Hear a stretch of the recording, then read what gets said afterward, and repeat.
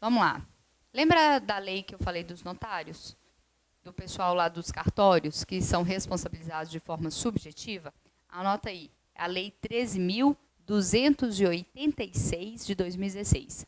13.286 de 16. 13.286 de 2016 é a lei aí que trouxe a responsabilidade civil subjetiva para os notários. Então, há uma tendência muito grande de que caia na sua prova. Para finalizar aqui as teorias, vamos falar aqui da teoria do risco integral.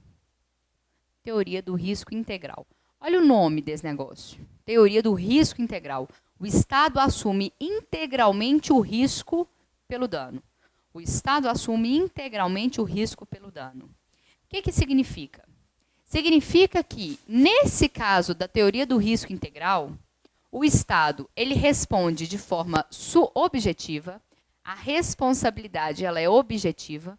Por que ela é objetiva?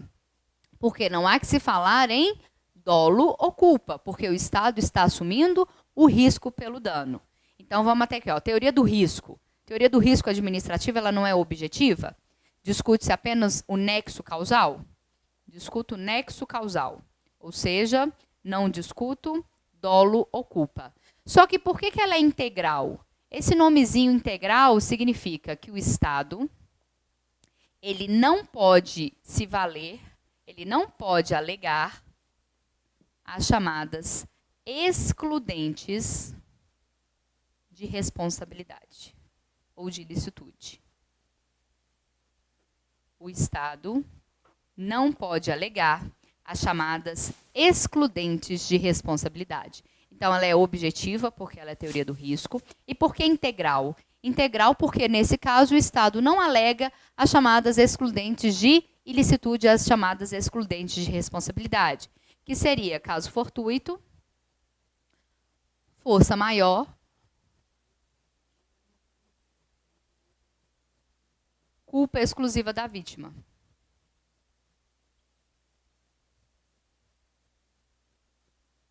Então, ó, o que são as chamadas excludentes de responsabilidade? Caso fortuito, força maior, culpa exclusiva da vítima. Ó, a pessoa que iria suicidar passou em frente ao meu carro e eu o atropelei. Isso, culpa exclusiva da vítima. Você não tem responsabilidade. Caso fortuito, força maior, tempestades, terremotos, avalanches, que você consegue justificar. Então, você tira a responsabilidade se você alega uma delas. Então, são hipóteses que excluem a responsabilidade do Estado. Caso fortuito, força maior, culpa exclusiva da vítima. E quando que eu tenho isso? Quando que eu tenho a teoria do risco integral? 2 exemplos e que são cobrados em prova. Quando se trata de dano nuclear,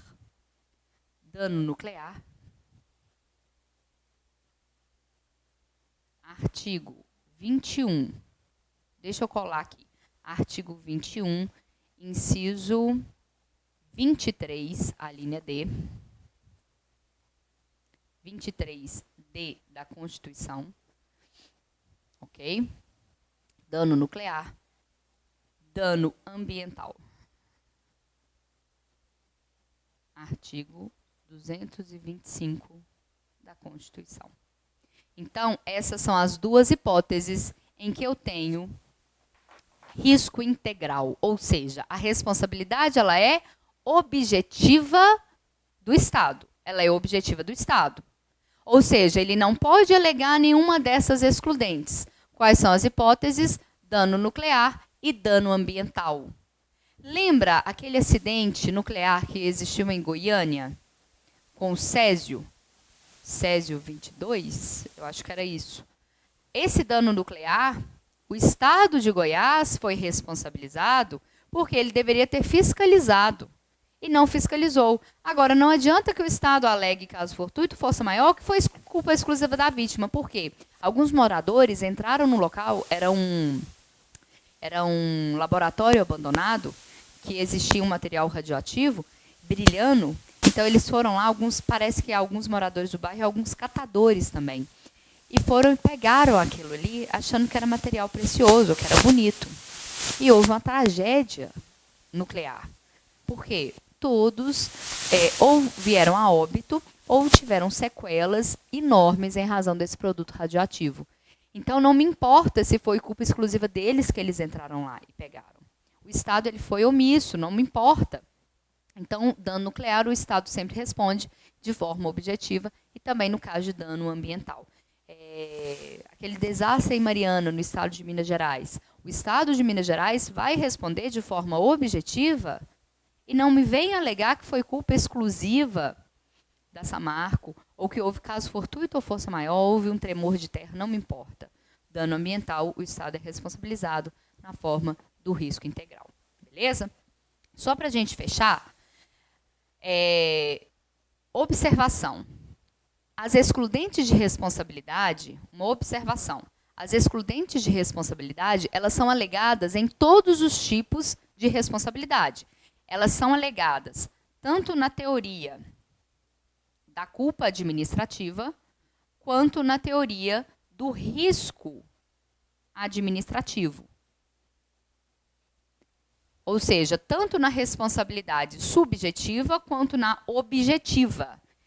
Essas excludentes, elas são avocadas sempre quando na teoria da culpa e na teoria do risco administrativo, nunca na teoria do risco. E quais são essas excludentes? Quem que alega essa excludente? Essa excludente ela é alegada pelo Estado. Na sua defesa, o Estado alega essas excludentes. Então, coloca assim, observação, excludentes de responsabilidade. As excludentes de responsabilidade são essas aqui, ó, caso fortuito, força maior, culpa exclusiva da vítima. Quando avocadas, são avocadas pelo Estado, quando avocadas, são avocadas pelo Estado e isentam o Estado de responsabilidade. Isentam o Estado de responsabilidade. Ok? É o seguinte, uma observação. Existe uma teoria que se chama culpa recíproca. Culpa recíproca. O que é a culpa recíproca?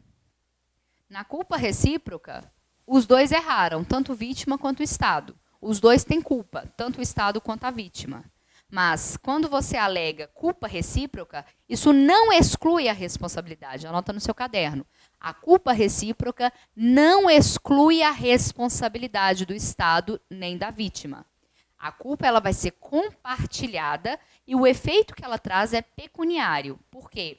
No caso aí, a indenização será proporcional. Ou seja, proporcional. Será compartilhada entre o Estado e quem sofreu o dano. Então, as excludentes, caso fortuito, força maior, culpa exclusiva da vítima, essas aqui exoneram, isentam o Estado de responsabilidade, alegadas na teoria da culpa e na teoria do risco administrativo, na responsabilidade subjetiva e na objetiva. No entanto, a ideia de culpa recíproca, ela não isenta de responsabilidade. Ela só faz o quê? Diminuir o valor da indenização, porque, nesse caso, a indenização ela será reduzida ao percentual da culpa. Ela será reduzida ao percentual da culpa. Beleza? Então, fechamos as teorias. A teoria da irresponsabilidade, ela não é aplicada. A teoria da culpa administrativa, ela é subjetiva, falha, falta, atraso no serviço. A responsabilidade da teoria do risco, ela é objetiva, lembrando aí que a ação e o dano provando apenas o nexo causal, não falando dos elementos subjetivos. E a teoria do risco integral, em que o Estado responde de forma objetiva e ele não pode avocar as excludentes de responsabilidade. Então, agora, aí eu expliquei para você, até agora, as responsabilidades do Estado quando ele pratica atos administrativos, né? Quando ele pratica atos administrativos. Eu quero fazer uma observação, chamar a atenção para você de dois tipos de responsabilidade ainda do Estado, que é a responsabilidade do Estado em razão de atos legislativos e em razão dos atos jurisdicionais. Vamos lá. Responsabilidade do Estado em razão dos atos legislativos e atos jurisdicionais.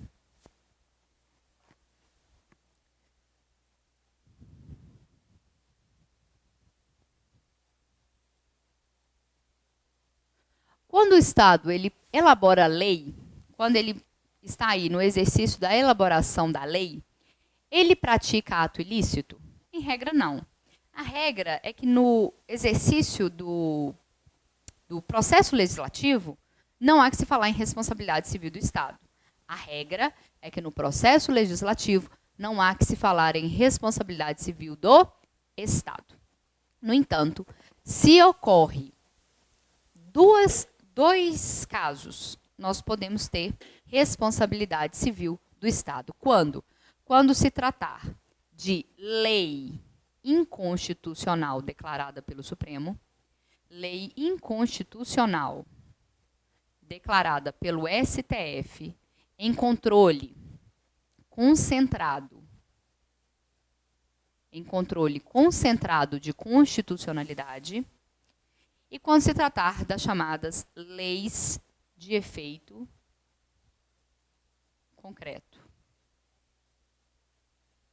Quando temos aí as leis inconstitucionais declaradas pelo STF em ações de controle concentrado, o que é isso? Em ADI, em ADC, em ADO, ADPF, leis de controle concentrado no Supremo, ações de controle de constitucionalidade no Supremo, e quando se tratar de lei de efeito concreto, aí sim eu posso ter responsabilidade do Estado. Por quê? Porque se essas leis causarem dano ao particular, posso sim responsabilizar o Estado pela edição dessas leis. Imagine que foi declarada uma lei inconstitucional em que determinou o confisco de algum patrimônio. Ou então, por exemplo, uma lei que instituiu impostos com finalidade confiscatória. E essa lei foi declarada inconstitucional pelo STF. Essa lei trouxe prejuízos financeiros e materiais para você. Se você prova que essa lei ela foi declarada inconstitucional pelo STF em controle concentrado e que ela trouxe dano a você, você será indenizado. Assim como na publicação das leis de efeito concreto. O que é lei de efeito concreto? São leis específicas, com destinatários específicos, com efeitos específicos. Não são leis abstratas. Diferente de lei de efeito concreto, é a chamada lei em tese. Lei em tese não pode ser objeto de responsabilidade civil. Lei em tese é uma lei geral, é uma lei que não tem efeito concreto. Agora, a lei de efeito concreto, que é uma lei específica determinada, se ela causa dano, aí sim eu posso responsabilizar o Estado pela produção dessa lei. Você entendeu? Porque até o momento antes disso aqui, eu estava explicando a responsabilidade do Estado diante dos atos administrativos que ele pratica. Agora, se diante de um ato legislativo eu tenho dano, eu terei a responsabilização apenas nesses dois casos. Ok? Por fim, a responsabilização do Estado por atos jurisdicionais.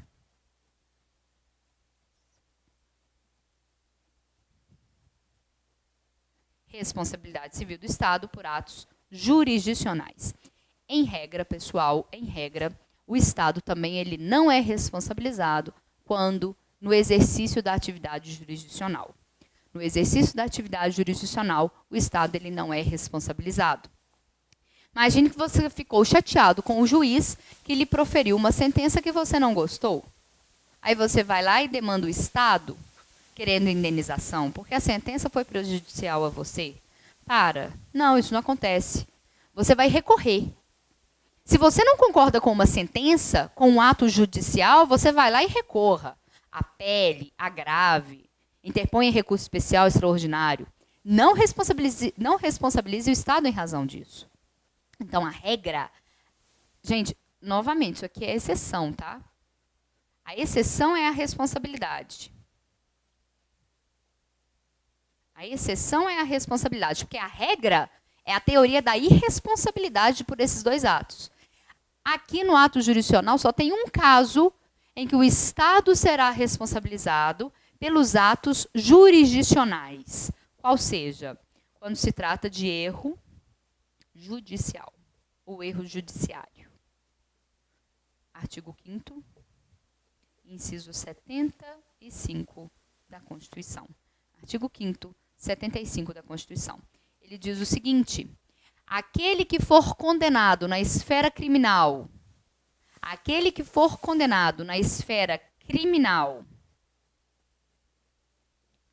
por erro do judiciário, aquele que for condenado na esfera criminal por erro judiciário tem direito de ser responsabilizado.